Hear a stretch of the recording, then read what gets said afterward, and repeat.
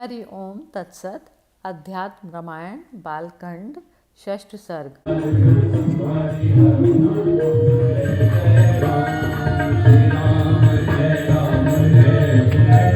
धनुर्भंग और विवाह। सूत जी बोले, विश्वामित्र जी ने लक्ष्मण जी के साथ श्री रामचंद्र जी से कहा, अब हम महाराज जनक से पालित मिथिलापुरी को चलेंगे। वहाँ यज्ञ उत्सव देखकर तुम अयोध्यापुरी को लौट सकते हो। ऐसा कह वे रघुनाथ जी के साथ गंगा जी पार करने के लिए तट पर आए। तब नाविक ने रघुनाथ जी को नाव पर चढ़ने से रोक दिया। नाविक बोला, हे नाथ, यह बात प्रसिद्ध है कि आपके चरणों में कोई मनुष्य बना देने वाला चूर्ण है। आपने अभी शिला को स्त्री बना दिया, फिर शिला और काष्ठ में भेद ही क्या है। अतः नौका पर चढ़ाने से पूर्व मैं आपके चरण कमलों को धोऊंगा। इस प्रकार आपके चरणों को मल रहित करके मैं आपको श्री गंगा जी के उस पार ले चलूँगा। नहीं तो हे विभो, आपके चरण रज के स्पर्श से यदि मेरी नौका सुंदर युवती हो गई तो मेरे कुटुंब की आजीविका ही मारी जाएगी। ऐसा कहकर केवट ने उनके चरण धोए और फिर गंगा जी के पार ले गया। वहाँ से राम और लक्ष्मण जी के सहित श्री विश्वामित्र जी मिथिलापुरी को चले। प्रातःकाल होते ही वे विदेनगर में पहुंचकर ऋषियों के निवास स्थान पर ठहर गए। उसी समय विश्वामित्र जी के आगमन की सूचना पाकर जनक जी अत्यंत प्रसन्नता पूर्वक पूजन सामग्री लिए अपने पुरोहित के साथ वहां आए और साष्टांग दंडवत कर उन्होंने मुनिवर कौशिक की पूजा की। फिर साक्षात दूसरे सूर्य और चंद्रमा के समान अपने तेज से संपूर्ण दिशाओं को देदीप्यमान करते हुए उन सर्व लक्षण संपन्न रघु कुमारों को देखकर पूछा, हे देवपुत्रों के समान दो नरशार्दुल किसके पुत्र हैं? ये मेरे हृदय में इस समय नर और नारायण के समान प्रीति उत्पन्न करते हैं। तब मुनिवर विश्वामित्र जी ने महाराज जनक को आनंदित करते हुए प्रसन्नतापूर्वक कहा, ये दोनों भाई राम और लक्ष्मण कौशल नरेश दशरथ जी के पुत्र हैं। मैं इन्हें अपने यज्ञ की रक्षा के लिए अयोध्या से ले आया था। मार्ग में आते समय मेरी प्रेरणा से इन अति पराक्रमी रघुनाथ जी ने एक ही बाण से विश्वघातिनी ताड़का को मार डाला और फिर मेरे आश्रम में पहुंचकर मेरा यज्ञ विध्वंस करने वाले सुबाहु आदि राक्षसों को भी मार डाला तथा मारीच को समुद्र में फेंक दिया। अब वे गंगा तट पर महर्षि गौतम के पुनीत आश्रम में आए और वहाँ शिला रूप से स्थित गौतम पत्नी को देख अपने चरण कमल के स्पर्श से उन्हें मनुष्य रूप में बना दिया। अहिल्या को देखकर राम जी ने उसे नमस्कार किया, फिर उससे भली प्रकार पूजा ग्रहण करके इस समय तुम्हारे यहाँ शंकर का धनुष देखने के लिए आए हैं। हमने सुना है उस धनुष की तुम्हारे यहाँ बड़ी पूजा होती है और सब राजा लोग उसे देख गए हैं। अतः हे राजेंद्र, आप महादेव जी का वह उत्तम धनुष इन्हें दिखा दीजिए, क्योंकि ये उसे देखकर शीघ्र ही अपने माता पिता से मिलने के लिए अयोध्या जाना चाहते हैं। मुनिवर विश्वामित्र के ऐसा कहने पर धर्मज्ञ राजा जनक ने राम और लक्ष्मण को पूजनीय समझकर उनकी विधि पूर्वक पूजा की। फिर अपने बुद्धिमान मंत्री को कहकर भेजा कि तुम शीघ्र ही श्री विश्वेश्वर का धनुष लाकर रामचंद्र जी को दिखाओ। मंत्री के चले जाने पर राजा ने श्री विश्वामित्र जी से कहा, यदि रामचंद्र जी उस धनुष को उठाकर उसकी कोटियों पर रौंदा चढ़ा देंगे तो निश्चय ही मैं उन्हें ही अपनी कन्या सीता का विवाह कर दूंगा। तब विश्वामित्र जी ने राम जी की ओर देखते हुए मुस्कुराकर कहा, ठीक है राजन, आप शीघ्र ही वह श्रेष्ठ धनुष अमित तेजस्वी रघुनाथ जी को दिखाइए। मुनीश्वर जी के ऐसा कहते ही बड़े बलवान 5000 धनुष वाहक उस धनुष श्रेष्ठ को लेकर वहां आ पहुँचे। उस धनुष में सैकड़ों घंटियां बंधी हुई थी तथा वह हीरे और मणि आदि रत्नों से सुसज्जित था। तब परामर्शदाताओं में श्रेष्ठ उन मंत्रीवर ने राम को वह धनुष दिखाया। प्रसन्नचित्त रामचंद्र जी ने उसे देखते ही दृढ़ता से कमर कसकर उस धनुष को खेल करते हुए बाएं हाथ से उठाकर थाम लिया और सब राजाओं के देखते ही देखता उस पर रौंदा चढ़ा दिया। फिर सबके हृदय सर्वस्व भगवान राम ने अपने दाएं हाथ से उस धनुष को थोड़ा सा खींचा और 10 दिशाओं को गुंजायमान करते हुए तोड़ डाला। दिशा विदिशा, स्वर्गलोक, मर्त्यलोक और रसातल आदि समस्त पातालों में वह शब्द गूंज उठा।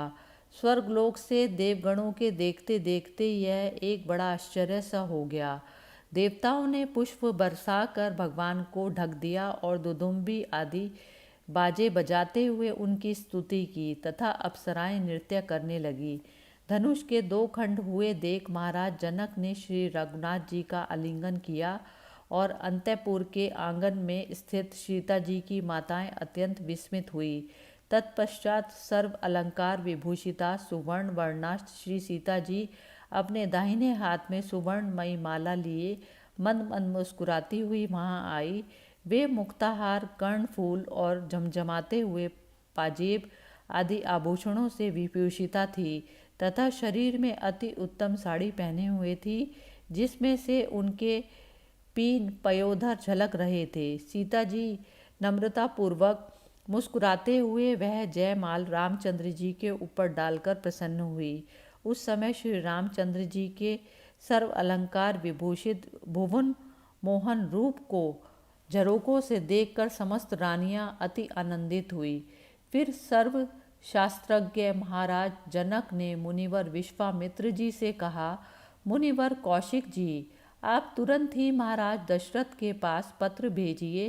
वे कुमारों के विवाह उत्सव के लिए शीघ्र ही पुत्र, महर्षियों और मंत्रियों के साथ यहाँ पधारें। तब विश्वामित्र जी ने बहुत अच्छा कह शीघ्रगामी दूतों को भेजा। दूतों ने जाकर राज शार्दुल दशरथ से राम का कुशल क्षेम कहा। उनसे रामचंद्र जी के अद्भुत कृत्य का वृतांत सुनकर महाराज परमानंद में डूब गए। फिर इन्होंने मिथिलापुरी को चलने के लिए शीघ्रता करते हुए मंत्रियों से कहा, हाथी, घोड़े, रथ और पदातिथियों के सहित सब लोग मिथिलापुरी को चलो। मेरा रथ भी तुरंत ले आओ, देरी ना करो, मैं भी आज ही चलूँगा। अग्नियों के और अरुंधति के सहित मेरे गुरु मुनि श्रेष्ठ भगवान वशिष्ठ जी राम की माताओं को लेकर सबसे आगे चले। इस प्रकार सबका कूच करा एक विशाल रथ पर आरूढ़ हो राज ऋषि दशरथ जी बड़े दल बल के सहित शीघ्रतापूर्वक मिथिलापुरी को चले। रघुकुल तिलक दशरथ जी को आए हुए सुन महाराज जनक हर्षपूर्वक पुरोहित शतानंद जी को उन्हें ले गए और उन पूजनीय राजा का यथोचित रीति से सत्कार कर पूजन किया। तदंतर लक्ष्मण के सहित राम जी ने पिता के चरणों में प्रणाम किया। तब राजा दशरथ ने प्रसन्न होकर राम से कहा, राम, आज बड़े भाग्य से मैं तुम्हारा विकसित कमल के समान मुख देख रहा हूँ। मुनिवर के अनुग्रह से सब प्रकार मेरा कल्याण ही हुआ। ऐसा कह वे पुनः पुनः हृदय से लगा और उनका मस्तक सूंघ अत्यंत हर्ष से मानो ब्रह्मानंद में डूब गए। उसके बाद महाराज जनक ने उन्हें रानियों और राजकुमारों के सहित समस्त भोग सामग्रियों से पूर्ण एक परम सुंदर महल में सुखपूर्वक ठहराया।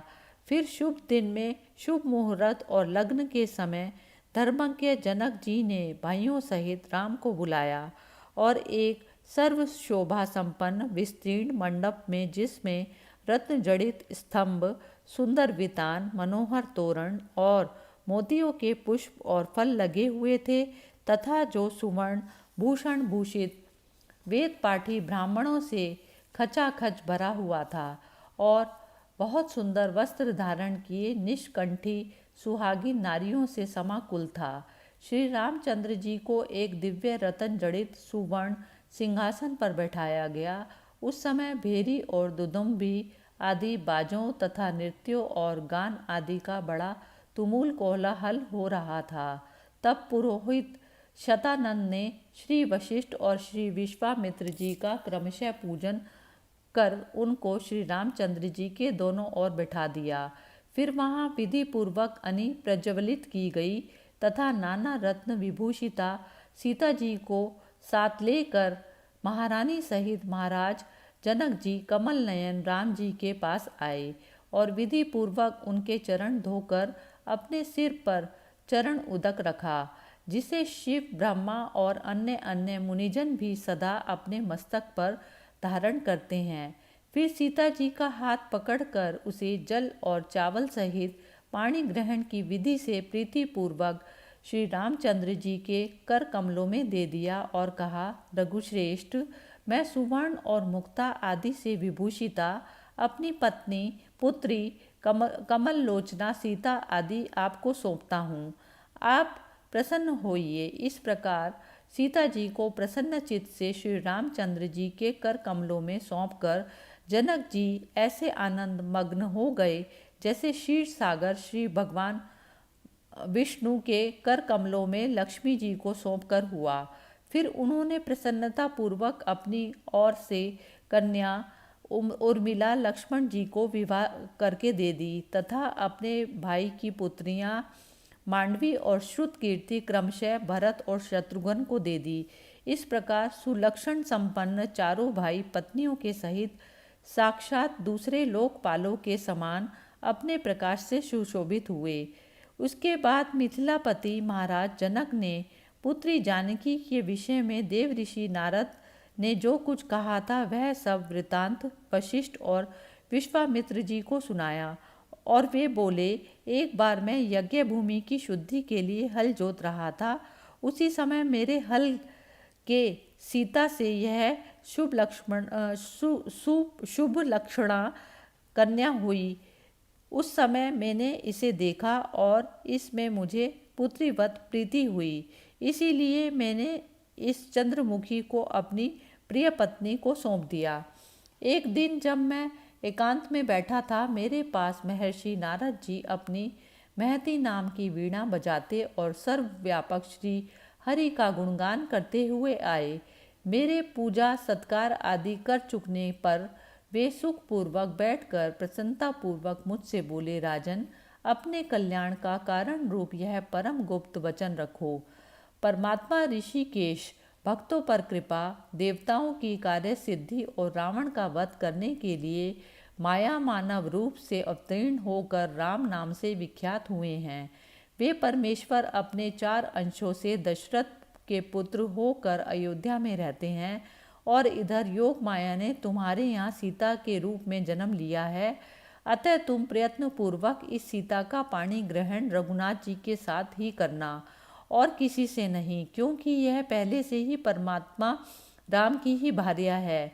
ऐसा कहकर देव ऋषि नारद जी आकाश मार्ग से चले गए। तब से इस सीता जी को मैं विष्णु भगवान की भार्या लक्ष्मी ही समझता हूँ। फिर यह सोचते हुए कि शुभ लक्ष्मणा जानकी को किस प्रकार रघुनाथ जी को दूं, मैंने एक युक्ति विचारी। पूर्व काल में श्री महादेव जी ने त्रिपुरासुर को भस्म करने के लिए अनंतर यह धनुष मेरे दादा के यहाँ धरोहर के रूप में रखा था। मैंने यह सोचकर कि सीता के पाणी ग्रहण के लिए सबके गर्वनाशक इस धनुष को ही पण बनाना चाहिए, वैसा ही किया। हे मुनि श्रेष्ठ, आपकी कृपा से यहाँ कमल नयन राम जी धनुष को देखने के लिए आए। इससे मेरा मनोरथ सिद्ध हो गया। हे राम, आज मेरा जन्म सफल हो गया, जो मैं सूर्य के समान देदीप्यमान और सीता के साथ एक आसन पर विराजमान आपको देख रहा हूँ। प्रभु, आपके चरणोदक को सिर पर धारण करके ही ब्रह्मा जी सृष्टि चक्र के लिए प्रवर्तक हुए हैं। आपके चरण उदक से प्रताप से बलि को इंद्रपद प्राप्त हुआ है और आपकी ही चरण धूलि के स्पर्श से अहिल्या तुरंत पति के श्राप से मुक्त हो गई। आपसे बढ़कर हमारा रक्षक और कौन है? जिनके चरण कमल पराग के रसिक कालचक्र को जीतने वाले योगी जनों ने संसार भय को भी जीत लिया है तथा जिनके नाम कीर्तन में लगे रहकर देवगण दुख और शोक को जीत लेते हैं, मैं आपकी निरंतर शरण ग्रहण करता हूँ। महात्मा रघुनाथ जी की इस प्रकार स्तुति कर महाराज जनक ने उन्हें दहेज में 100 करोड़ दिनार स्वर्ण मुद्राएं, 10,000 रथ, 10 लाख घोड़े, 600 हाथी, 1 लाख पदाती और 300 दासियां दी तथा सीता जी भी पुत्री वत्सल जनक जी ने प्रेम पूर्वक अनेकों दिव्य वस्त्र तथा मोती और रत्न जड़ित उज्जवल हार दिए। उसके बाद उन्होंने वशिष्ठ आदि जी की पूजा की। फिर भरत, लक्ष्मण, शत्रुघ्न और राजा दशरथ का धन दान आदि से यथोचित सत्कार कर रघुश्रेष्ठ महाराज दशरथ को विदा किया। फिर माताओं ने रोती हुई सीता को गले से लगाकर नेत्रों से जल भरकर कहा, वत्स, तुम सासू की सेवा करती हुई सदा रामचंद्र जी की अनुगामिनी रह पतिव्रता धर्म का अवलंबन कर सुखपूर्वक रहना। उसके बाद रघुकुल तिलक श्री रघुनाथ जी के कूच करते समय भेरी, मृदंग, आनक और तुर्य आदि बाजों का घोष, आकाश में देवताओं के बजाए हुए भेरी, झांझ और तुर्य आदि के शब्द मिलकर प्राणियों को भय उपजाने वाला हुआ। इति श्री मद् अध्यात्म रामायण उमा महेश्वर संवादे बालकांडे षष्ठ सर्ग समाप्त।